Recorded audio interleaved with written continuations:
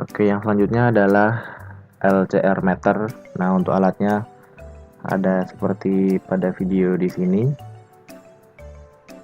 Nah, LCR meter sendiri adalah alat ukur atau instrumen untuk mengukur induktansi dengan simbol L, kapasitansi dengan simbol C, dan resistansi yang simbolnya R dari komponen elektronik.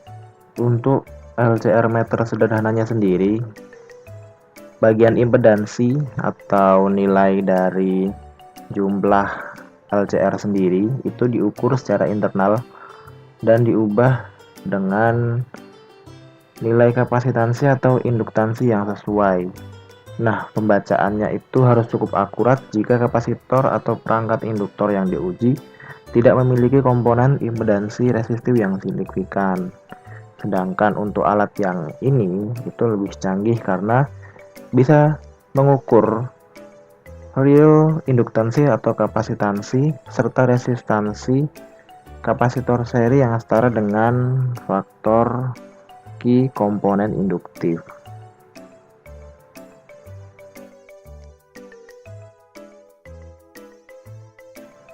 Nah, sekarang bagian-bagiannya. Untuk bagian yang pertama di sini ada tombol power on dan off yang berfungsi untuk menghidupkan LCR meter sendiri.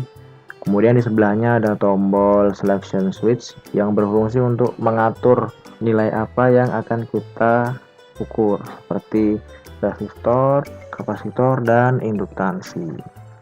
Selanjutnya ada LCD indikator yang berfungsi untuk display yang menunjukkan nilai dari LCR yang kita ukur. Kemudian ada range selection switch, itu adalah alat panah yang berfungsi untuk memilih range atau jarak yang akan kita gunakan.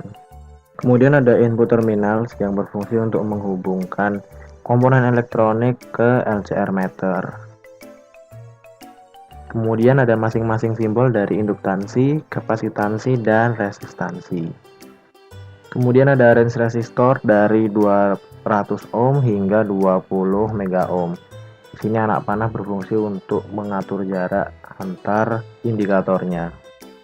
Kemudian ada range induktansi dari 2 mH hingga 20 Henry. Kemudian ada range kapasitansi dari 2 nanofarad hingga 200 mikrofarad. Alat yang selanjutnya adalah multimeter analog atau multimeter jarum, yaitu alat pengukur besaran listrik yang menggunakan tampilan dengan jarum yang bergerak ke range-range yang kita ukur dengan probe. Fungsi ukur yang dimiliki setiap multimeter ada beberapa macam tergantung tipe yang kita gunakan. Nah, untuk alatnya seperti pada video di sini. Di sini ada jarum penunjuk untuk menunjukkan angka hasil pengukuran pada layar multimeter analog. Kemudian ada skala sebagai tanda angka atau indikator kuantitatif pengukuran. Kemudian ada zero adjust screw yang berfungsi untuk mengatur jarum penunjuk ke posisi 0 atau 0 untuk pengukuran tegangan dan arus listrik.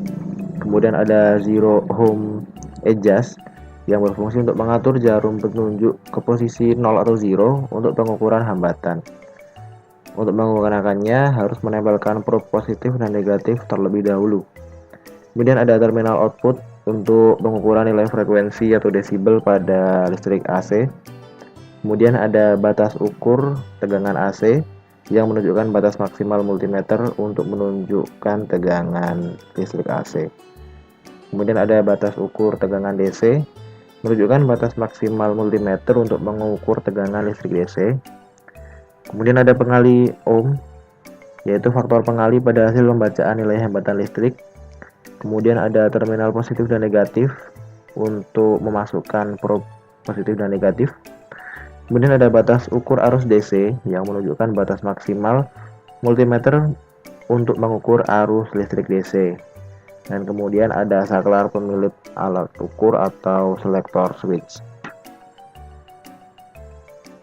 Kemudian ada fungsi HFE untuk mengetahui nilai penguat dari suatu transistor dan sebagai pengukur transistor tipe NPN atau PNP. Kemudian ada batas ukur atau range untuk baterai 9 volt dan 15 volt yang berfungsi untuk menunjukkan kondisi baterai tersebut.